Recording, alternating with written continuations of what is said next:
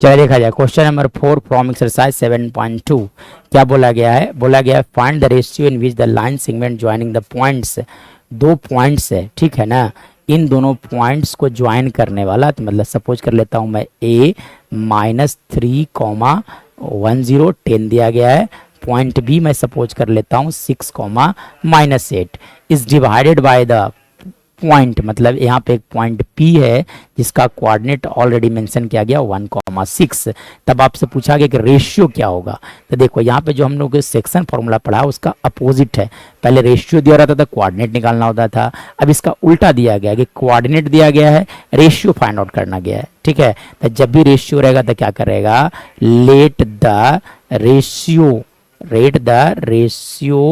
B k/1। जब भी ratio रहेगा तो k/1 मान कर चलना है। मतलब यहाँ से कहा सकता है कि AP बाई BP का रेशियो हमने सपोज कर लिया k/1। तब आप यहाँ लिख दो k, यहाँ पे लिख दो बाई। बस फॉर्मेलिटी के लिए आप क्या करना, x का वैल्यू लिख देना बाई यूजिंग सेक्शन फॉर्मूला। तो x इक्वल टू क्या लिखा जाता है, x इक्वल टू लिखा जाता है mx2। क्या लिखा जाता है, mx2 plus nx1 divided by m plus n लिखा जाता है। तो मैं तो कहता हूँ सिर्फ फॉर्मेलिटी के लिखना है, ठीक है।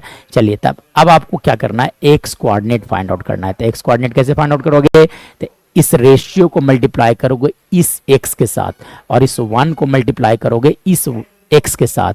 मतलब लिख सकते हो आप यहाँ से 6 इंटू k, ठीक है, प्लस लिखा जा सकता है 1 इंटू -3 डिवाइडेड बाई लिखे जा सकते हैं k प्लस 1।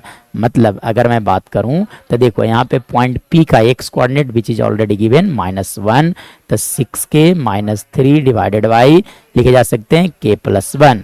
तब आप क्या करो, क्रॉस मल्टीप्लाई, यानी कि -k -1 इक्वल टू 6k -3। तब आप क्या करो, -k -6k इक्वल टू लिख दो -3 प्लस 1। मतलब यहाँ से कहा जा सकता है कि -7k का जो वैल्यू आएगा that will be equal to -2। चलो आप यहाँ से कैंसिल कर दो, तो k का वैल्यू आ गया 2/7। हेंस रेशियो इज कितना हो जाएगा, 2:7। This is your right answer, क्योंकि रेशियो पूछा गया था इसीलिए।